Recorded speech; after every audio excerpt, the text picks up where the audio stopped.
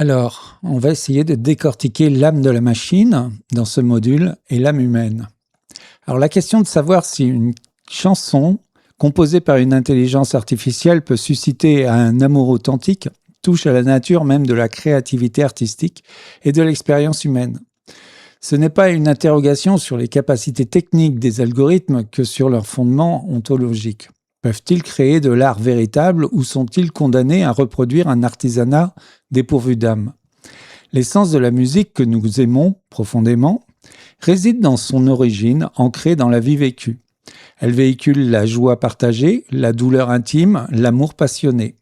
C'est cette expérience incarnée, ce vécu émotionnel qui imprègne une œuvre d'une signification.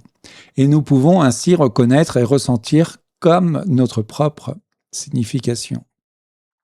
En revanche, le fonctionnement des IA repose sur une logique de recombinaison statistique. Alors elle excelle à identifier des motifs dans d'immenses bases de données et à générer de nouvelles combinaisons basées sur ces associations. Cette production, bien qu'impressionnante techniquement, relève d'un travail d'artisanat, où la valeur est dans la construction et la complexité.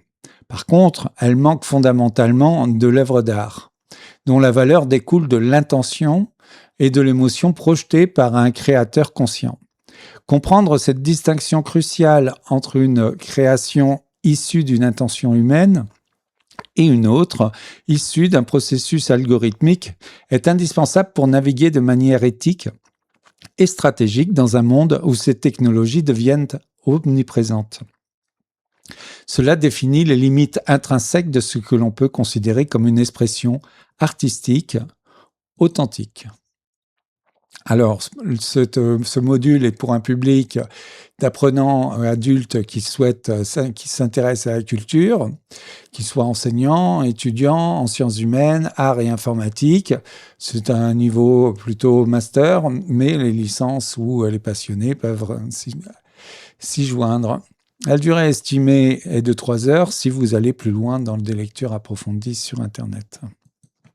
Donc, au chapitre de ce sommaire, nous allons voir l'héritage philosophique, les objections fondamentales. En deuxième chapitre, le défi de la structure, pourquoi la musique résiste aux algorithmes. En 3, l'interprétation humaine, la clé de la valeur artistique. Nous verrons donc des encadrés pédagogiques, les exercices d'application et la synthèse et référence. Donc nous allons commencer par le chapitre 1, l'héritage philosophique et les objections fondamentales. Alors, l'objection de Lovelace.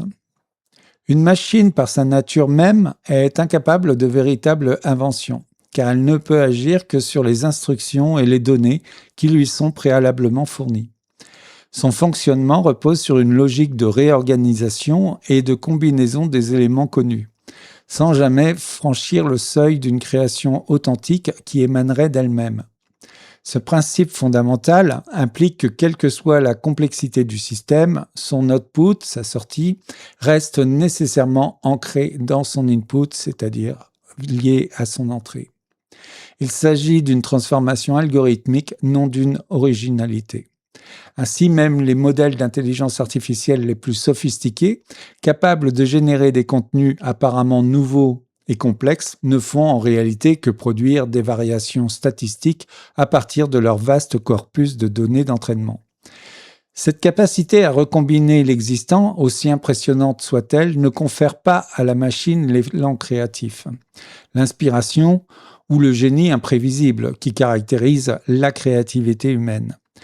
L'intelligence artificielle peut donc créer du nouveau dans un sens technique, mais ne possède pas l'étincelle intérieure, l'impulsion originelle qui donne naissance à une œuvre véritablement inédite. Voyons l'objection de Jefferson. La création artistique authentique émane d'une source intérieure, de pensée et d'émotions profondément ressenties par un être conscient.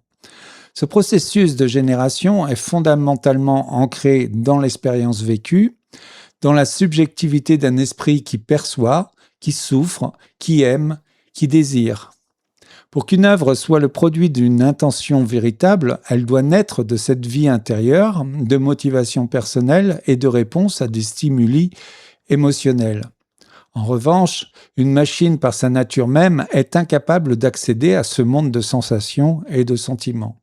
Elle peut analyser des données massives sur les états émotionnels humains, identifier les motifs linguistiques associés à la joie ou à la tristesse et simuler des comportements en conséquence. Cependant, cette simulation reste extérieure. Elle n'est pas accompagnée d'un ressenti interne. La machine ne connaît pas la vulnérabilité, la fragilité, ni la douleur existentielle. Par conséquent, même si sa sortie est techniquement parfaite, il manque de la profondeur et de l'authenticité. Et tout cela découle d'une expérience incarnée. L'absence de ce lien vital entre l'intention créatrice et l'émotion ressentie crée un fossé infranchissable entre une production mécanique et une expression artistique véritablement humaine.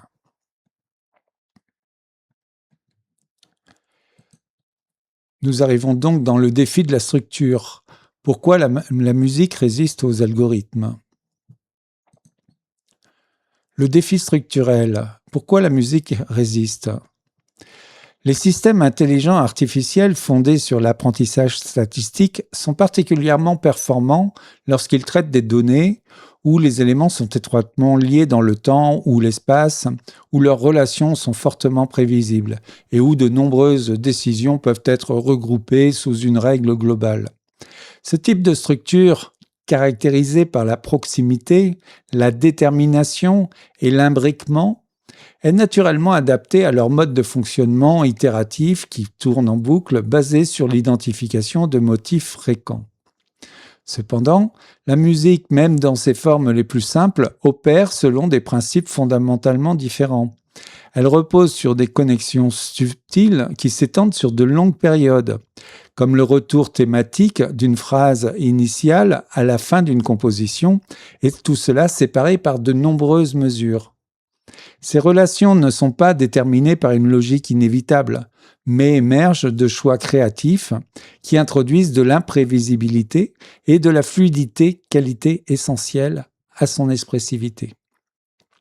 La beauté d'une mélodie réside souvent dans ses ruptures de pattern, dans ses variations organiques qui défient les lois mécaniques et statistiques.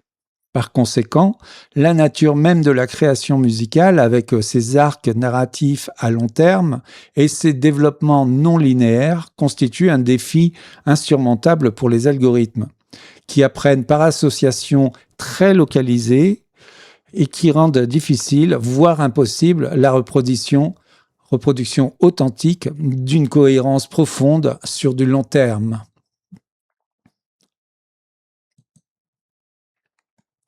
Prenons l'exemple d'Amazing Grace, une structure invisible pour l'IA.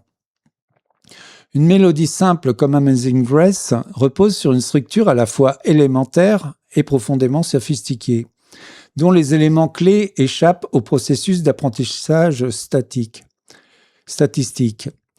Localement, la musique s'organise autour de motifs courts et répétitifs, comme le rythme long qui démarre chaque mesure. Des relations immédiates et prévisibles que l'on pourrait qualifier de proximité imbriquée. Cependant, sa beauté et sa cohérence globale découlent de connexions subtiles qui traversent l'ensemble de la pièce. Un motif apparemment anodin, formé des notes mi, ré, do, est introduit au début comme un simple fragment menant à la note finale de la première phrase. Plusieurs mesures plus tard, ce même motif redevient central, non pas en tant que passage, mais comme point culminant triomphal de la dernière phrase, transformant ainsi un détail mineur en un symbole de résolution. De même, la note sol, qui sert de point d'ancrage dans les deux premières phrases, devient un pivot entre les sections, créant une continuité invisible. L'organisation globale de la forme AABA n'est pas déterminée par une règle mécanique, mais construit un arc narratif où le retour du thème initial 12 mesures, après sa première apparition, crée un sentiment de familiarité et de conclusion.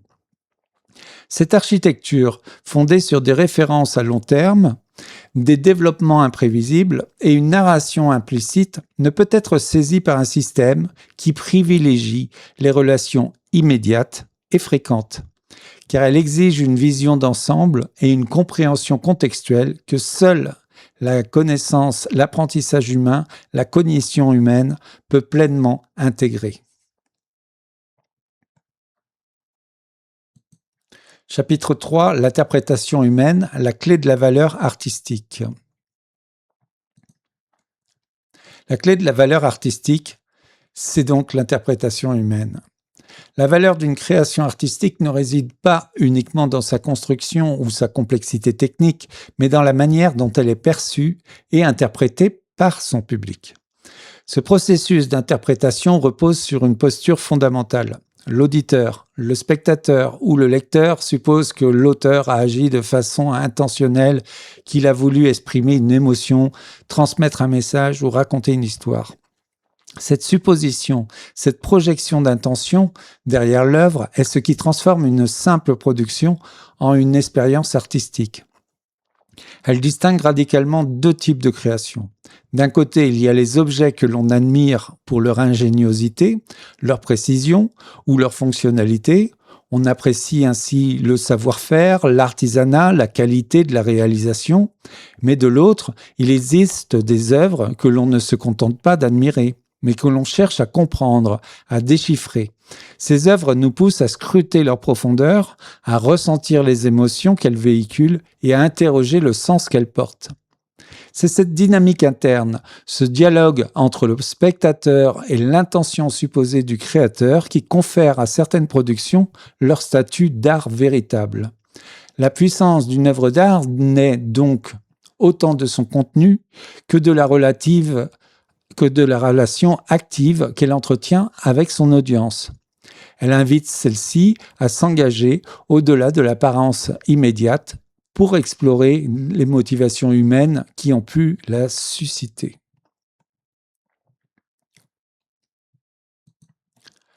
Alors, connaissance associative versus expérientielle. La distinction entre deux types de savoirs fondamentaux est au cœur de la question de l'authenticité artistique. Le premier type que l'on peut qualifier de connaissance associative consiste à comprendre les relations entre des symboles et des concepts à travers leur fréquence d'apparition dans un ensemble de données. Il s'agit de savoir que quelque chose est vrai, par exemple que le mot « cœur brisé » est souvent associé à des mots comme tristesse, larmes ou solitude. Ce type de connaissance repose sur l'analyse statistique de vastes corpus textuels ou sonores permettant à une machine de prédire les séquences probables de mots ou de notes. Elle est puissante pour générer des contenus qui imitent les formes et les structures du langage humain, mais elle reste confinée au niveau des signes et de leur association. Le second type, en revanche, est la connaissance expérientielle, qui ne peut être acquise que par une expérience vécue, incarnée. Elle répond à la question « comment c'est ?» et non ce qu'est savoir, ce qu'est la douleur d'un cœur brisé. Ce ne vient pas donc de la lecture de description, mais de l'avoir ressenti soi-même, avec tout le poids émotionnel, physique et psychologique que cela implique. Cette connaissance est profondément ancrée dans le corps, dans les émotions et dans la subjectivité d'un être conscient.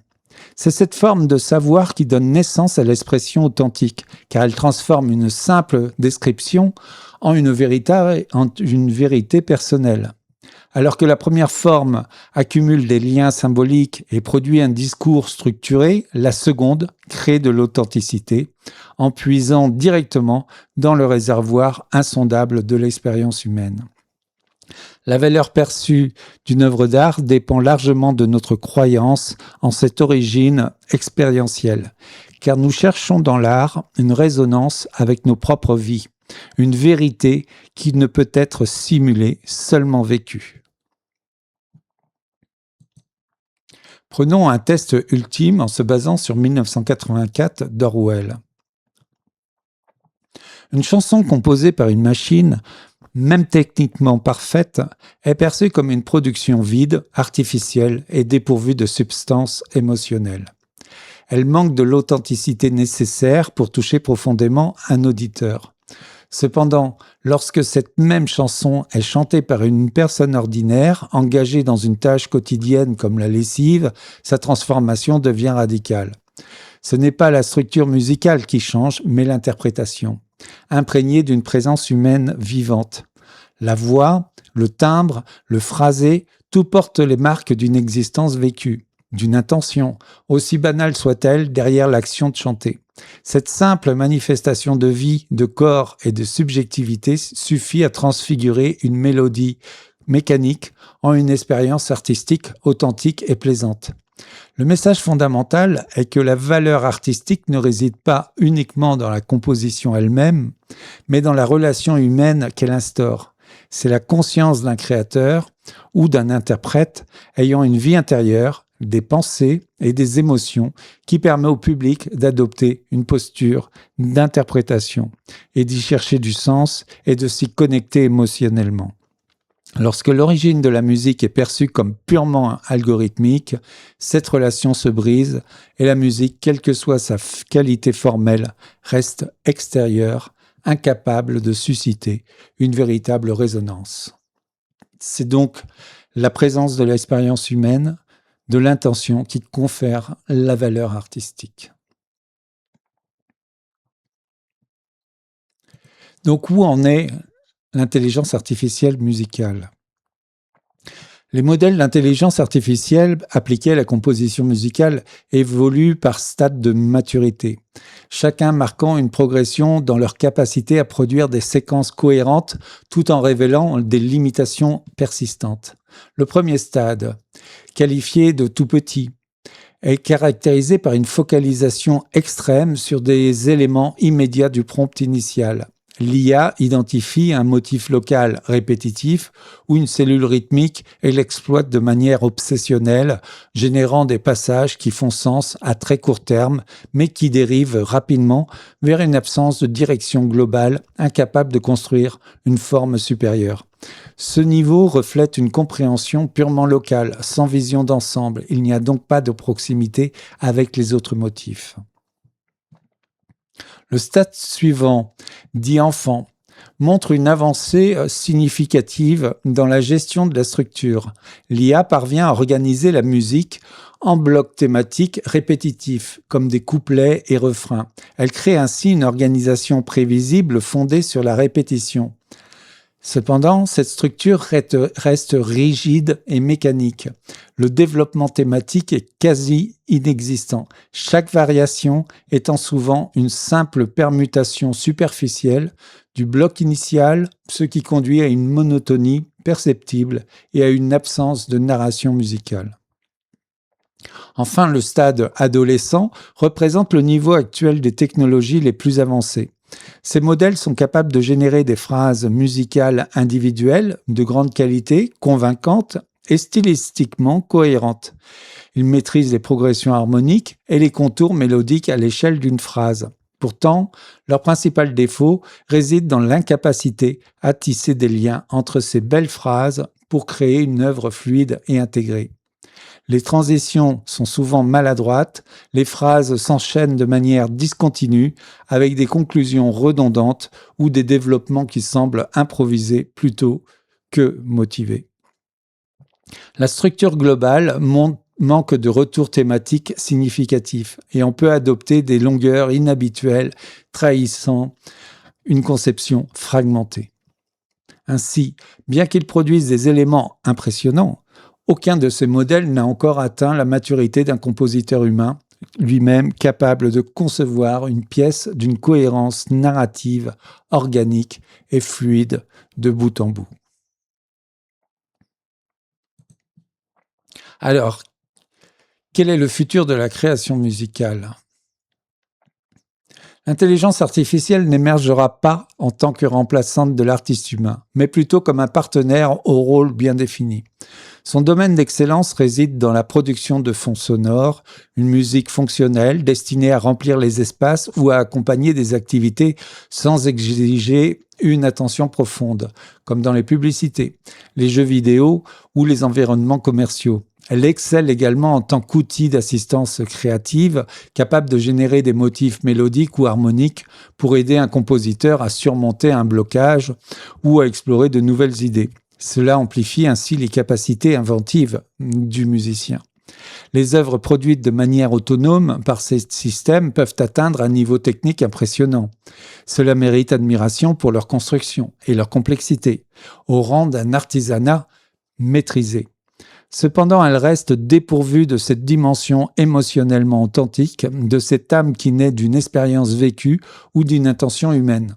Par conséquent, tant que la valeur artistique sera intrinsèquement liée à l'expression d'une vérité humaine et à la connexion émotionnelle qu'elle suscite, la création musicale authentique, celle qui touche au cœur, restera un domaine fondamentalement et irrémédiablement humain.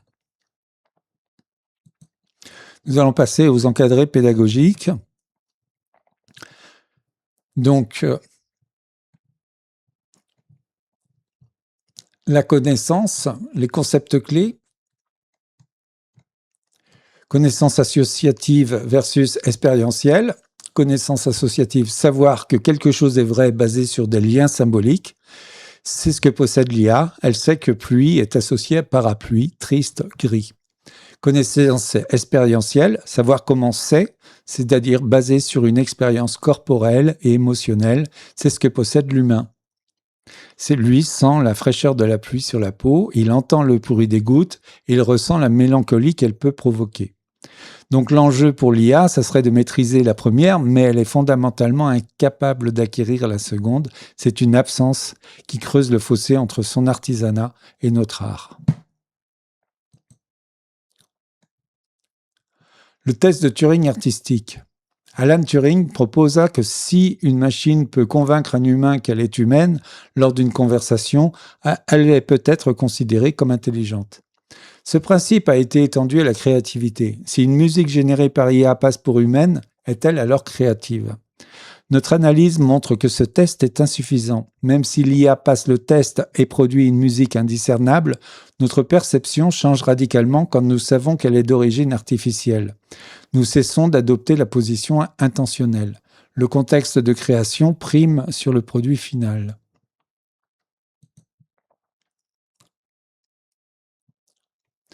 En 2024, la chaîne de restaurants Red Lobster a utilisé un jingle composé par une IA pour une campagne publicitaire. Ce cas illustre parfaitement la place future de l'IA musicale.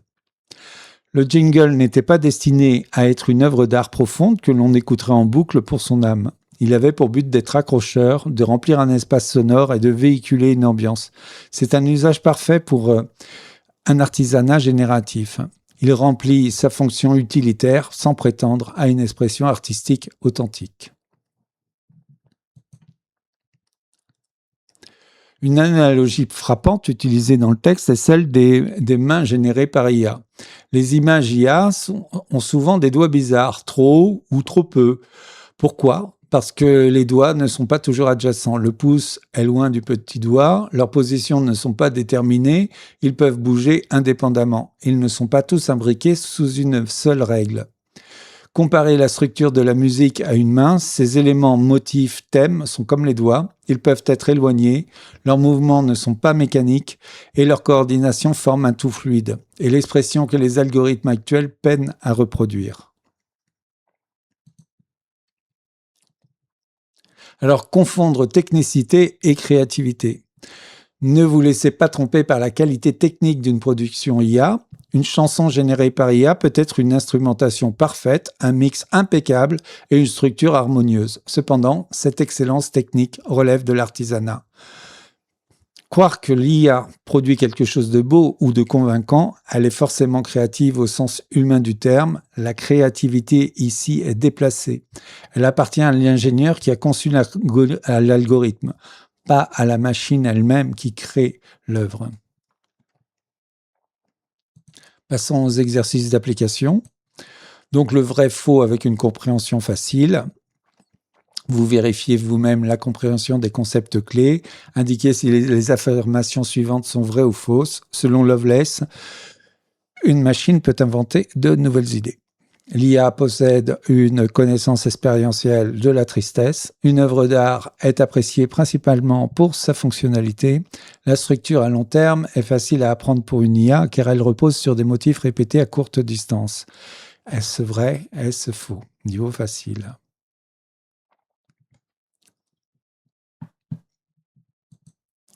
Pour l'exercice 2, la chanson générée par IA, appliquez le cadre théorique à un scénario concret. Consigne, imaginez que vous découvrez une chanson magnifique sur votre plateforme de streaming. Vous êtes ensuite informé que cette chanson a été entièrement composée et produite par une IA. Qu'est-ce que cela change dans votre perception de la chanson? Expliquez-en en utilisant les concepts de la position intentionnelle et une connaissance associative et expérientielle. Enfin, catégorisez-vous cette chanson comme de l'artisanat ou comme une œuvre d'art? Justifiez votre réponse. L'orfèvrerie.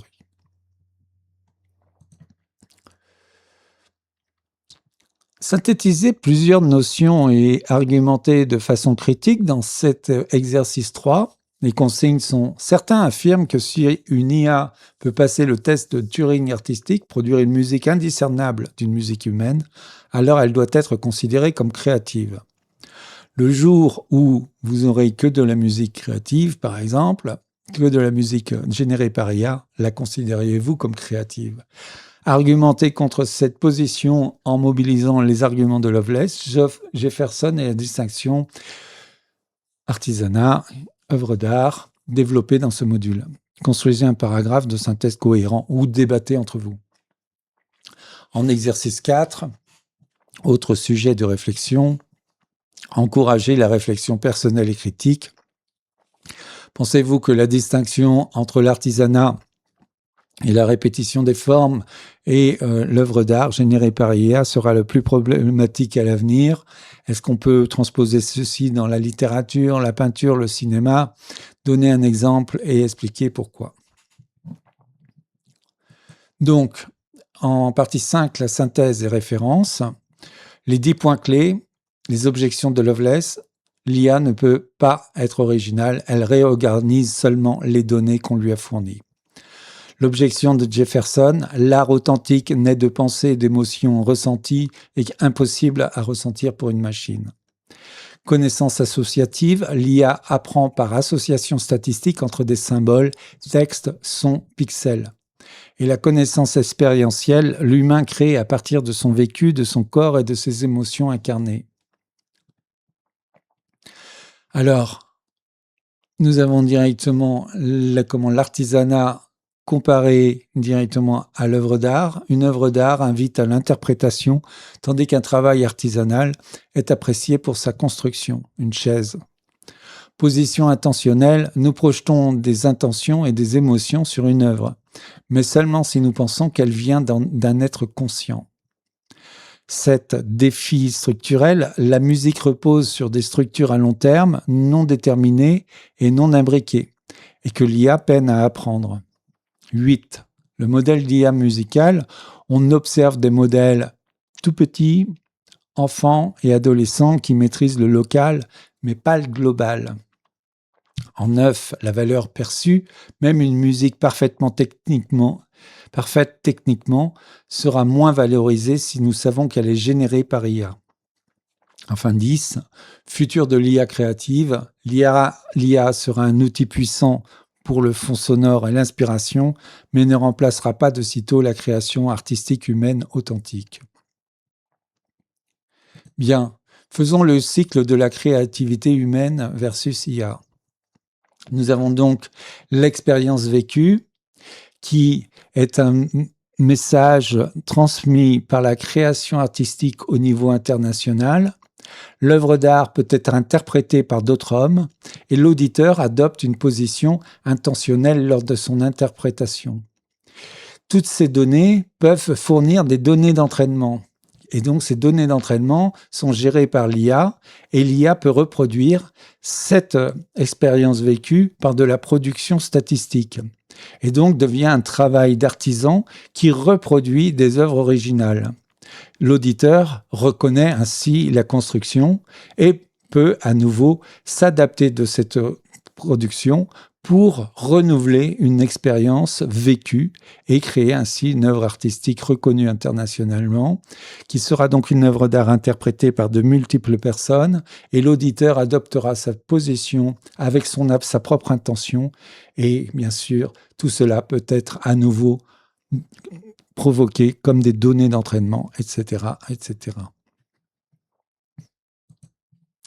Bien. Les références bibliographiques et webographiques, donc de White, la musique dans les données, corpus, analyse, musique d'analyse et la tradition tonale, donc l'édition Routledge. Donc il nous a servi de document central. Nous avons Lovelace, Jefferson, Turing, Danto, Dennett pour les Intentional Stunts de MIT Press, Orwell, Secker et Warburg, l'œuvre d'art à l'époque de sa reproduction mécanisée, le symbole comme théorie de terrain, et les futurs de la vie institutionnelle sur l'expérience de la pause IA. Merci de votre attention.